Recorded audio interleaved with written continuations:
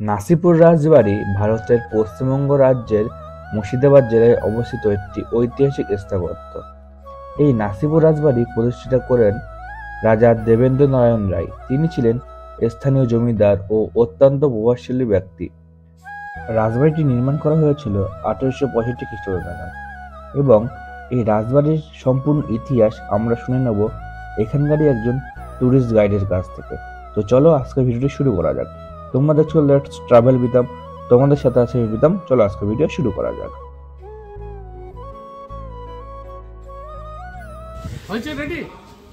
আপনারা যে বাড়িতে এসেছেন বা প্রবেশ করেছেন এটা হলো ঐতিহাসিক নসিপুর রাজবাড়ি, রাজা দেবী সিং এর বাড়ি। এই দেবী সিং কিন্তু রাজা ছিলেন না, উপাধি দিয়েছিলেন ইস্ট ইন্ডিয়া কোম্পানি, তাই রাজা হয়েছিল। ইনি ছিলেন দুর্ধর্ষ লোক, নৃশংস অত্যাচারী ছিলেন, যাকে দস্যু বা ডাকাত বলা হতো। পানিপথ নাম শুনেছেন?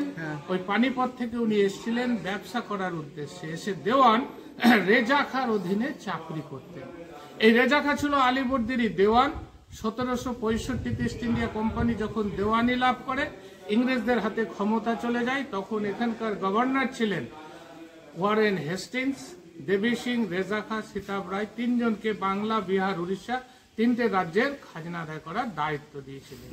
ইনি ছিলেন বাংলার দায়িত্বে, উড়িষ্যায় রেজা খাঁ, বিহারে সীতাব রায়। তার ভিতরে রেজা খাঁ, দেবী সিং যে এলাকায় খাজনা আদায় করতে যেতেন, যারা দিতে পারতেন না, মায়ের কোল থেকে শিশুকে নিয়ে ফুটন্ত তেলে চুবড়িয়ে হত্যা করতেন। শিখকে গরম করে আপনার সামনে স্ত্রী হোক ছেলে হোক চোখে ঢুকিয়ে অন্ধ করে দিতেন। এইভাবে অত্যাচার করতেন, করে কর আদায় করে ব্রিটিশের মন জয় করতেন।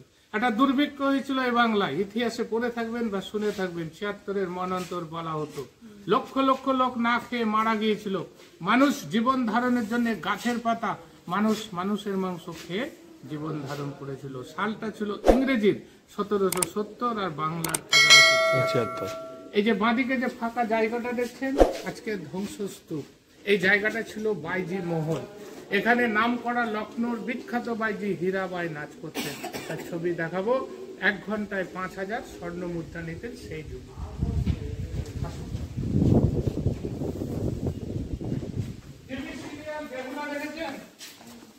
এটা আলপনা আঁকা দেখেছেন, প্রফুল্ল দেবী চৌধুরানী সিরিয়াল গুলো শুটিং হয়েছে। Bangla cinema Prem by chance, এক যে ছিল রাজা, এই সিনেমাগুলো হয়েছে। এটা নাট মন্দির যেখানে দাঁড়িয়ে আছেন। ঝুলন যাত্রা হচ্ছে বিখ্যাত নসিপুরের, শ্রাবণ মাসে হয়। কলকাতার সবচেয়ে টপ যাত্রাগান এখানে আগে হতো, এখন অর্থের অভাবে লোকাল।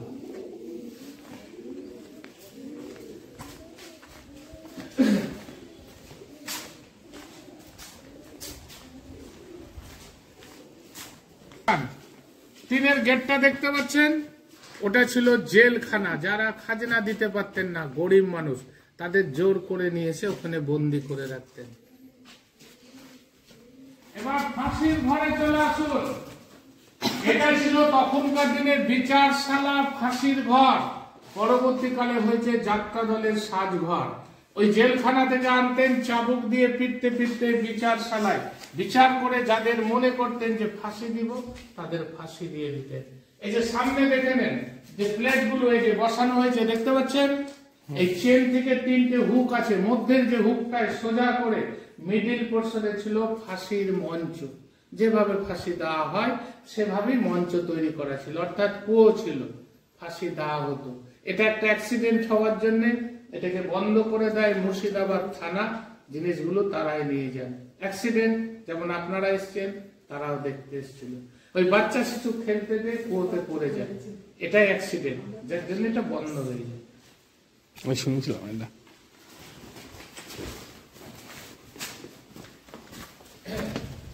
এই সেই বিশ্বের সুন্দরী দেখে নেন, সেই নর্তকী লখনৌর বিখ্যাত বাইজি হীরাবাইকে দেখে নেন, যার হাইট হলো 6 ফুট 2 ইঞ্চি।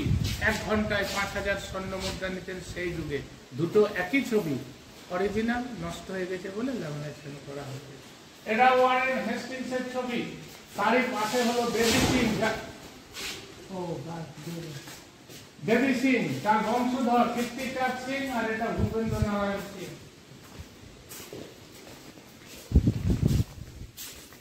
এটা রামচন্দ্র দেবের মন্দির।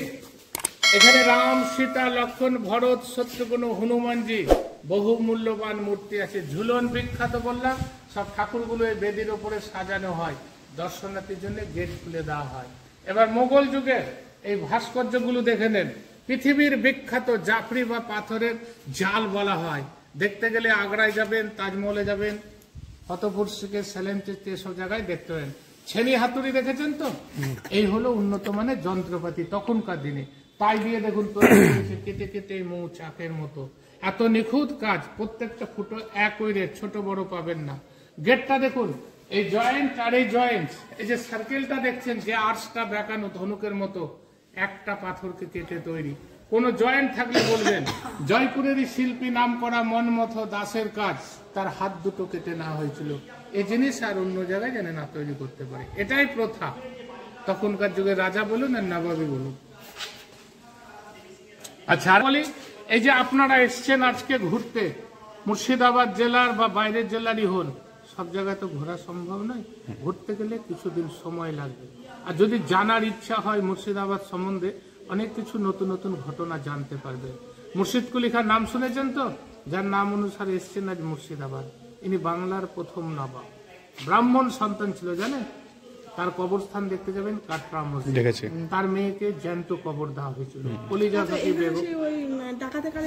সিনহা, দেবী সিং এর অষ্টম জেনারেশন, স্বামী স্ত্রী মারা গেছেন, তার ছেলে মালিক রণজয় সিনহা কলকাতা বালিগঞ্জ গোল পার্কে থাকেন। ঝুলন রথ উপলক্ষে কেনা আছেন। ব্রিটিশ পঞ্চম জর্জের ছবি, ইংল্যান্ডের রাজা ছিলেন। আর এই যে আয়নাটা দেখছেন, তারা ব্যবহার করছেন, এখন আপনারা করুন। এবার দেবী সিং এর আসেন, ডাকাত কালী দেখবেন, যে কালীর কথা বলছিলাম। চলুন এদিকে। আচ্ছা বলে দেন, দাদাকে বলে দেন, ও যে বইটা দিয়ে আসুন, আমি ওখানে দাঁড়াচ্ছি। আচ্ছা একই লোক, হ্যাঁ চলে আসুন। এখানে সবাই মিলে একটু প্রথমে ভক্তি ভাবে প্রণাম করে নেবেন। এটাই দেবী সিং এর কালী মন্দির। ডাকাত দেখুন জীব নেই বলে লক্ষ্মী পুজো করা হয়, আর পায়ের তলায় শিব ও সিংহ আছে বলে দুর্গা পুজো করে। এখানে তারা যে যার মানসিক করে আজও সফল হয়। যে যা পারে মায়ের নামে সাহায্য দিয়ে যায়। বর্তমানে এখন এই সাহায্যের উপরে এখানে দুর্গা পুজো, লক্ষ্মী পুজো এবং কালী পুজো হয়। এছাড়াও যে প্রত্যেক দিন একটা সেবা হয়, নিত্য পুজো এই সাহায্যের উপরে চলে। যার যেরকম দিবার ইচ্ছে থালাতে মায়ের নামে দিবেন, যে প্রণাম করে নেবেন।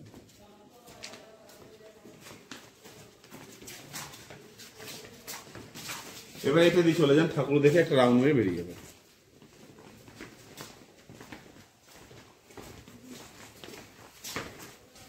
ছিল না, বুঝলেন। এবং বর্গীদের আক্রমণ থেকে বাঁচার জন্য এই সিন্ধুকগুলো ব্যবহার করতেন। এতে স্বর্ণ মুদ্রা, রূপোর কয়েন সেফটি হিসেবে তারা রাখতেন। এটা ছিল ব্যাংক তখনকার দিনে তাদের। আর এগুলো হচ্ছে নথিপত্র, তিনি খাজনা আদায় করতেন, তার কাগজপত্র। আর এই যে ফাঁসি ঘর দেখালাম, তার ড্রেসটা এখানে রাখা হয়েছে। আর এবার দেখে নেন বাড়ির মডেলটা, শোলা দিয়ে তৈরি। এখানকার স্থানীয় শিল্পী যজ্ঞেশ্বর মালাকার এটি তৈরি করেন। 1883 সালে দিল্লিতে আন্তর্জাতিক শিল্পকলাতে ফার্স্ট প্রাইজ পেয়েছিল। আর এই যে টেস্টিং জার, এবার দেখে নেন মদের পাত্র। উনাদের অনুষ্ঠান হলে এই পাত্রটা ব্যবহার করতেন। মদের সঙ্গে কোনো পয়জন আছে কিনা তারা টেস্ট করে খেতেন। পয়জন থাকলে কালারটা চেঞ্জ হয়ে যেত। হাজারদুয়ারিতে দেখবেন, বিভিন্ন জায়গায় দেখা যাবে।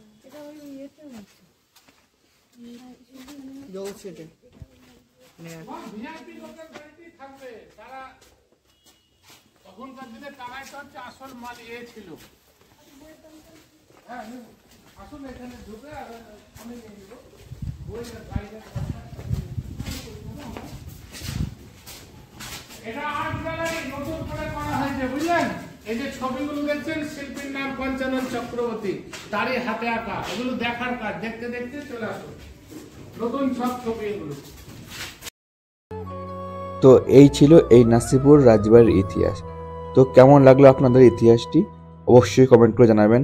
এছাড়াও নতুন নতুন এমনই ভিডিও দেখার জন্য আমাদের চ্যানেলটি সাবস্ক্রাইব করে রেখে পাশে বেল আইকনটিতে অল করে দেবেন, নতুন নতুন ভিডিওর নোটিফিকেশান সব থেকে আগে আপনার কাছে পৌঁছানোর জন্য। এখানে আসার জন্য আপনাদের মুর্শিদাবাদ স্টেশনের বাইরে থেকে টোটো রিজার্ভ করে নিতে হবে। তারা আপনাদের এই জায়গাগুলো ঘুরে দেখাবেন। দেখা হচ্ছে পরের ভিডিওতে এমনই নতুন কোনো সুন্দর জায়গার ভিডিও নিয়ে। সেই সময় ভালো থাকবেন, সুস্থ থাকবেন এবং নিজের খেয়াল রাখবেন।